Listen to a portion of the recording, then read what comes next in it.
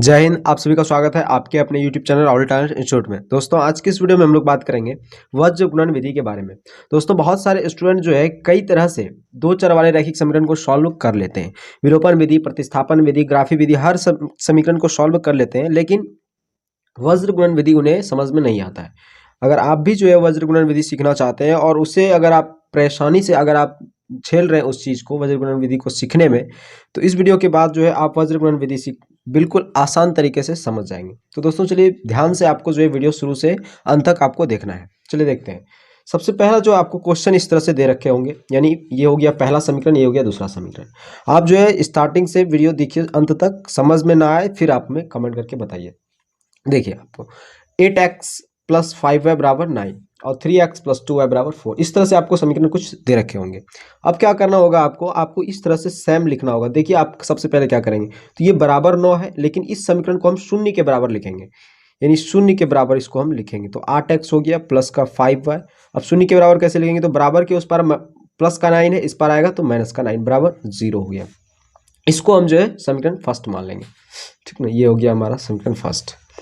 और ये हो गया 3x, इसको भी वैसे ही लिख लेंगे 3x प्लस 2y, ये बराबर का 4 है ना उस पार, तो इस पार आएगा माइनस का 4 बराबर 0। ये हो गया हमारा, ठीक है। अब देखिए क्या करना होता है, अब इसको आप a मान लीजिए, b मान लीजिए, इसको c मान लीजिए। यहाँ भी a b और इसको c मान लेंगे। समझ में आ रहा है ना। a इसको मानेंगे, b मानेंगे, इसको c, और a b c इसको।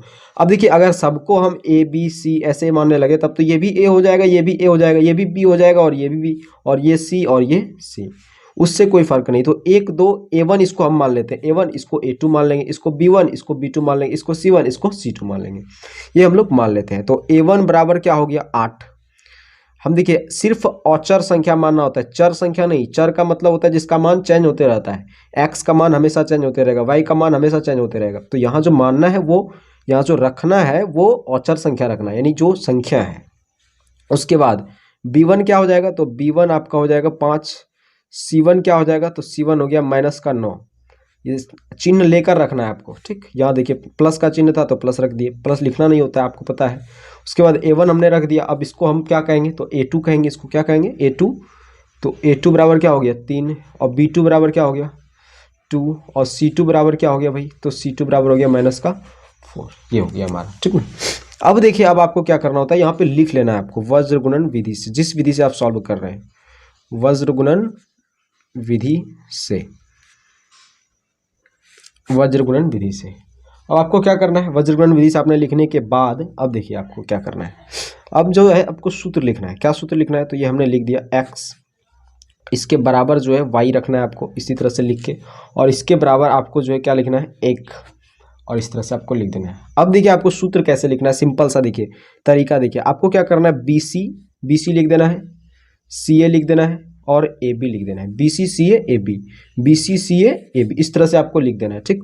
और माइनस जो यहाँ पे है सेम उसी को घटा कर देना है, यानी कि BC, और यहाँ भी वही लिख देना है BC। CA यहाँ है तो इसको भी वही घटा कर देना है, AB यहाँ है तो इसको भी वही माइनस कर देना है, घटा कर देना है, ठीक। इतना लिखने के बाद अब 12 21 लिखते चले जाइए। 12, उसके बाद 21, 12 21, यहाँ भी 12 21, यहाँ भी आपको 12 और 21 आपको लिख देना है। अब आप ध्यान से देखिएगा, ये x तो है ही, ये आपको लिख लेना है, ठीक। b1 देखिए, b1 इसको हम b1 तो पढ़ सकते हैं, c2 इसको पढ़ सकते हैं। तो यहाँ आपको इस चीज़ पे आपको गौर करना है। ये जो आपने निकाला है अब उस समीकरण का मतलब वहाँ पे मेन आप नहीं रहेगा, मेन मकसद आपका इस पर फोकस करना अब है। तो a1 देखिए क्या है 8 है, लेकिन यहाँ मांग क्या रहा है b1 देखिए क्या है आपका, b1 आपका 5 है, तो 5 आपने कर दिया, और बीच में क्या है गुना है। और c2 क्या है, देखिए c2 का है भाई, तो यहाँ है माइनस का 4 है, और उसके बाद क्या है माइनस है, इसको आप ब्रैकेट में कर दीजिए। b2 क्या है, देखिए b2 क्या है, तो 2 है, और गुना c1 क्या है, तो c1 माइनस का 9 है, इसको ब्रैकेट में कर दीजिए। बराबर है, बराबर दे दिए, y है तो y दे दिए, बटा दे दिए। उसके बाद क्या है c1 देखिए कहाँ है भाई, तो c1 माइनस का 9 है, इसको ब्रैकेट में कर दीजिए, ठीक। उसके बाद है a2 देखिए कहाँ है, तो a2 है 3, माइनस है तो माइनस दे दिया। c2 देखिए माइनस का 4, इसको डबल चिन्ह है इसलिए एक 2 को ब्रैकेट में कर देना है।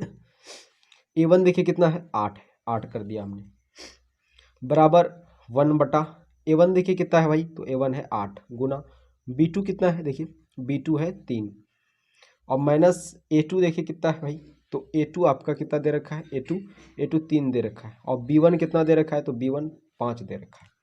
यही है आपका। अब देखिए इसको सॉल्व कर देना है आपको।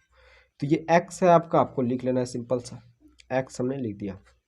अब देखिए 5 चौका 20, तो -20 हो जाएगा, और यहाँ देखिए 9 दूनी 18, और यहाँ पे क्या हो जाएगा माइनस, है ना, माइनस है तो माइनस दिया, 9 दूनी 18 और ये भी माइनस हो जाएगा, तो माइनस माइनस क्या हो गया प्लस, बराबर y बटा क्या हो गया 9 तिया 27, तो माइनस का 27, और माइनस माइनस प्लस, 8 चौका 32, उसके बाद बराबर 1 बटा 8 तिया 24 हो गया, और माइनस का 5 तिया 15, 8 तिया 24 और 5 तिया 15, है ना। देखिए यहाँ B2 कितना था भाई, तो B2 2 था ना, हाँ सॉरी B2 क्या था, तो 2 दे रखा था, B2 हमें 2 लिखना था यहाँ पे। 8 दूनी 16 हो गया, 8 दूनी 16, तो 16 में 15 घटेगा यहाँ पे, ठीक। सर यहाँ पे मिस्टेक हो गया था थोड़ा सा। उसके बाद क्या है x बट्टा, देखिए माइनस प्लस माइनस, तो 20 में 18 जाएगा 2, है ना, दोनों में बड़ा कौन है 20, इसके आगे का चिन्ह माइनस उतर गया।